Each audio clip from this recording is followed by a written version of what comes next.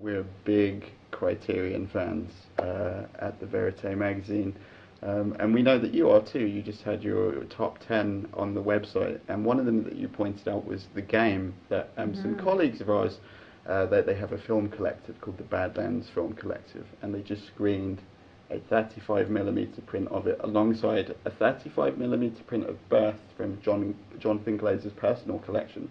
It was a tribute to the DP Harris Savides.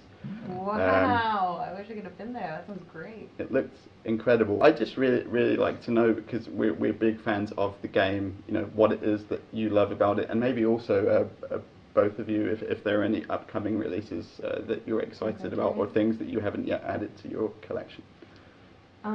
The game, I don't know exactly what year it came out, but I was still living in Sacramento, so I must have been 6 years old or 5 years old when it came out.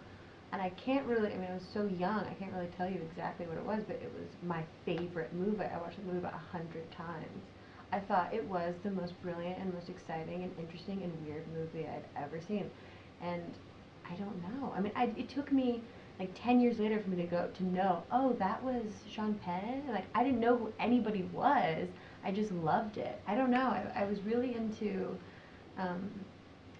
magic as a kid, and so I think the idea that everything's kind of twisting in on itself and that it's a game, and I have no idea. But I still, it was just really important to me. You're 6 when you watch that? Mm-hmm. I mean, that says a lot, doesn't it? It's a pretty frightening movie. Yeah, that's even now. That movie is a mind I blower. mean, I don't know. What year did that movie come out? 97 for you guys. It was 98 for us. 97? Yeah. Yeah, so, okay, so I was like 7 or 8. Yeah, it's a creepy movie. I know, it just wasn't, I was such a sponge as a kid that my mom was kind of just, I don't know how, probably my dad probably was watching it, let me watch it, and later my mom was like, why did you let her do that? And I was like, I love it. But I feel like I was, at that time, just taking in so much information, like, quicker than my mother knew what to do, and so it was like, I'd get burned through. I burned through Sesame Street. I burned through Mr. Rogers. I burned through the stuff, and I was like, oh, we've got this one, dusty Gone with the Wind tape. Go sit down with that. And I'd be like, oh, and the next thing I know, I'm like running around, I was going, Ashley, I can't stop. I watched that movie so many times too. From Cookie Monster to Michael Douglas in 5 Easy Steps. I don't know. But then my next favorite movie was Stir of Echoes, which was like a Kevin Bacon. I love that. Good. But that's a really screwed up movie. So imagine that fingernail. that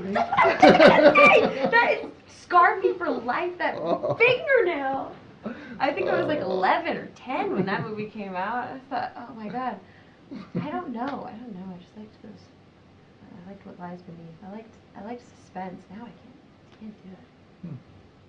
So any criterions that you're looking to add or see, or ones you're looking forward to? I just went through all of the Antonioni films in order, which was awesome. That's the most recent stuff. And then Seventh Seal, I just kind of got into. I've been watching... That was your first time seeing it? Yeah. How was that? Awesome. Well, really awesome. I'm glad I watched it now with... been really interested in symbolism, and I've been learning how to play chess, and so all of it kind of, I felt like I was really enriched by the experience rather than just kind of seeing it as some sort of bizarre thing. When I did that list, Criterion was nice enough to send me a box of stuff, so I've been slowly making my way through it. It was incredible. I couldn't believe it. I was so blown away. So they gave me, what's Christopher Nolan's first film? The Following. The Following. So they gave me that, and like a few of the some directors that I admire their first films. So I'm excited to kind of go through that. But I have this problem of I do it with actors and I do it with directors, where I'll just find like I got really interested in Matt Benning recently. I just started watching everything from beginning to end because I'm just fascinated within my own career of trying to understand how you navigate the amount of time that you can have in this career, doing different things, and the way that you grow with it, and how your mind changes and what that means for the artist, or just when the artist becomes observed, what that does.